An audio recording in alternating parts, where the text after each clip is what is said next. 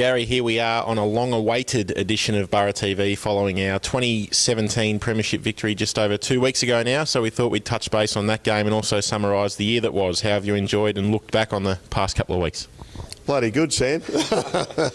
I'm sure you have too, mate, and obviously all our wonderful supporters. So, look, it's just been mind-blowing, really. And we've obviously had a little bit of celebration on the Sunday night back here, and of course then the Mad Monday, and it sort of went on for the rest of the week. And obviously then we had the B&F on Friday. So it's just been a wonderful time to be obviously involved with the Port Melbourne Footy Club. So it was, as I said on grand final night, it was a premiership for the people, and the amount of work that's gone into the season, the ups and downs. We've ridden it pretty hard all the way through, and what sweeter way to finish the home and away season to qualify finals and then obviously go all the way and win the grand final. So bloody good, mate.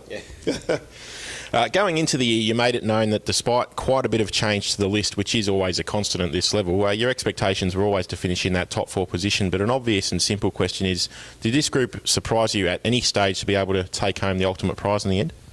Yeah, there were lots of surprises, mate, to be honest, and I think I touched on that on Friday night at the Best and Fairest, that the moments where I challenged the group quite severely, and people would know I can be very, very demanding, but I'm obviously always chasing success, and whether you're a standalone VFL team or a bloody AFL aligned or an AFL full alignment, you shouldn't be stopping at anything but the ultimate, really.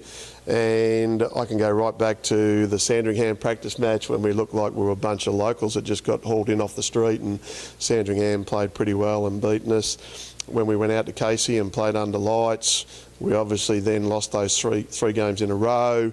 The North Ballarat game when the Roosters kicked with a howling gale and kicked 5 goals, and just some of the work that we've put in to grow quite often has become out of probably, I guess, fairly deep adversity. So the mental resolve and resilience that they've been able to display, the challenges, we knocked off Footscray twice, we knocked off Collingwood. We hadn't done that obviously before in those two opponents. We obviously lost to Box Hill in the first qualifying final, and then to go through and win 3 games in a row plus the grand final.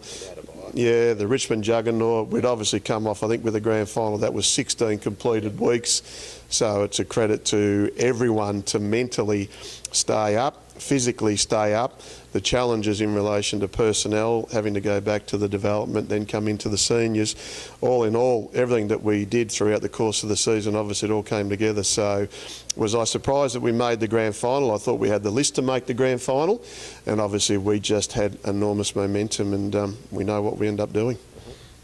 And we've since had our presentation night last Friday where you mentioned that you identified that North Ballarat game late in the year as a turning point for everybody this year. For those not in attendance on the night, what was it about that particular game that convinced you that we could go all the way this year? Because it might not have stood out for many, being a 40-odd point victory in pretty ordinary conditions against who we know, an opposition that are no longer in the competition.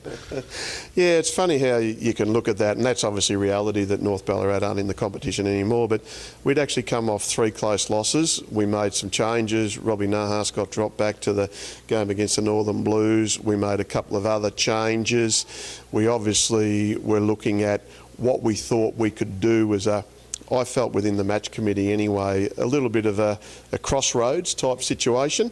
And going into that first quarter, we could have all just sat down and said, geez, this is all a little bit too hard. North Ballarat, on their day, were going to give any side a fair run around, and they came out of the blocks halfway through that second quarter. We still hadn't scored a goal, even though we were actually putting a fair bit of entry inside our forward 50. And I thought the last 10 minutes of the second quarter, the momentum completely changed as a group. I certainly saw the players have enormous belief in the way they played defensively in that third quarter into the breeze. I think we only allowed Ballarat to score 1 goal, and we just completely dominated.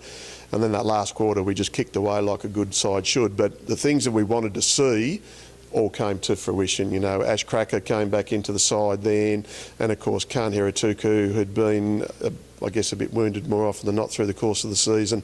He went through to full forward. Geordie Lyle went into the ruck. Yep. We played a lot smaller forward line than what we'd been able to do. Our defenders were just terrific, the mechanisms that we employed. And I remember driving home after that game and thinking, well, this could be the real catalyst for us where we need to go. And we did go from that point on. We only lost one game against Box Hill, I think, in the last 8 weeks. Yep.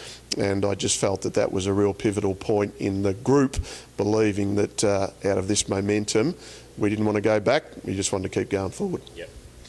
And as quickly as we can celebrate such a marvellous achievement, our attention turns to refocusing on trying to do it all again in season 2018, and with no development league and also a couple of Premiership players already indicating that they're moving on, what are going to be some of the priorities for the club from a playing list point of view over the off-season? Yeah, well, obviously starting all over again, and that's the bloody hardest thing. Sorry for swearing, but of course that's just getting your head out of what we've just been able to achieve and then certainly trying to go forward. I would have thought bedding down contracts will be super important, looking at where we think we need to improve our list. Obviously, as you said, we're going to go back to a list of 35 and plus 10 supplementary players, if you like.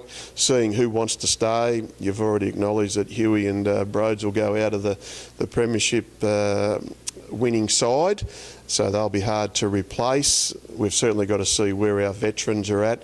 We've got to look at our coaching structure. We've got to look at obviously what we believe will be, I guess, a benchmark in our blueprint of going forward. What does it look like? Do we need different coaches out there in the suburbs to go and watch our players, you know, acceleration? So there's a heap to play out, and it's, I must admit, I'm standing here, mate, just thinking, gee whiz, you know, ought to get my head around all that sort of stuff. But I think obviously contracts will be first and foremost, and then play it out from there, I guess. Yep.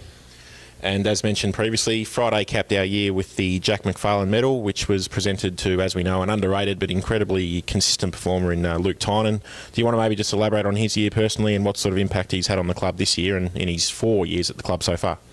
Yeah, I thought he played very much like he did in 2014, which was his first year. He came out of the Casey alignment, and I thought he was terrific that year and really catapulted us, along with some other players who we recruited, to get us to finish 2 games clear in top spot, and obviously play off in a prelim against the eventual premiers in Footscray. Then obviously, as you do, you sort of just struggle through certain patches of when you've been playing a lot of senior footy, and he's an extremely hard worker in his business offside, so that sometimes has ramifications on your ability to get your body right. And I know he was pretty sore in 2015, and sort of I think we managed his I guess physical training as best as we could. He was a bit better in 2016, and I thought this year he was right back to where he was in 2014. The way Luke goes at the ball in the air is one of our best contested marks. He really has become very offensive in his mindset too, I think. There were certainly times where we thought defensively couldn't get any better, but the way he used the ball, the way he set up at centre square bounces, and the way the back line gelled with each individual, they were no doubt the cornerstone to helping us win the Premiership over all of this year, not just obviously the one game. But I thought he really became a on-field leader in, I guess, not only his communication but just his action as well, and completed a wonderful season to win a best and fairest in a Premiership year. Well deserved. Well, Gary, thanks a lot for taking the time today. Wonderful to recap a season that all of us involved in the club will remember for a long, long time. Congratulations. Enjoy the next few months if you can, and we'll check in on how things are tracking as we head towards 2018 a bit later on. Best of luck. Yeah, good on you, Sam. Thanks for all your time in these wonderful editions of Borough TV, and I know that our wonderful supporters just love it when you and I get together on a weekly basis, so thanks very much.